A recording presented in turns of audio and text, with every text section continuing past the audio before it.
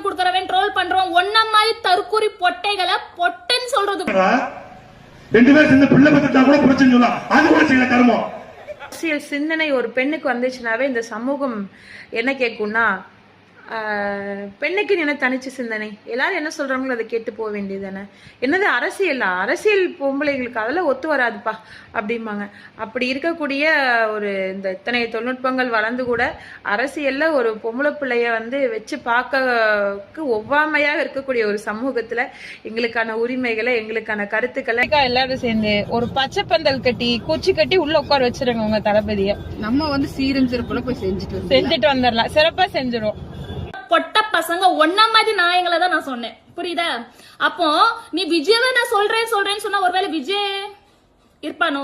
ஒரு அரசியல்னாவே என்னங்க, ஒரு அரசியலுக்கு வந்துட்டு ஒரு பொது விஷயத்துக்கு வந்துட்டோம்னாவே அவதூறுகள் வரும், விமர்சனங்கள் வரும், எதிர்கருத்துக்கள் வரும்.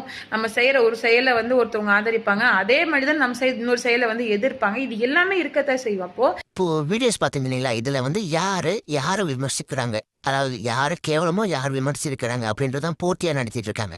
இப்போ நாம ஒருத்தவங்களை போய் வாண்டடா சண்டைக்கு வா அப்படின்னு சொல்லி வாண்டடா அவங்கள கொச்சையா பேசுறோம். அதுக்கு அவங்களுக்கு ஆதரவாக இருக்கிறவங்க கெட்ட விதத்தில் கமெண்ட் பண்ணுறாங்க, இல்லைன்னா ரிப்ளை பண்ணுறாங்க. அந்த மாதிரி விஷயங்கள் நடக்குது. ஆனால் அந்த கேவலமான விஷயத்த நான் பண்ணுறதா இல்லை. ஏன்னா என்னதான் இருந்தாலும் அப்படி சொல்லப்பட்டா தான்.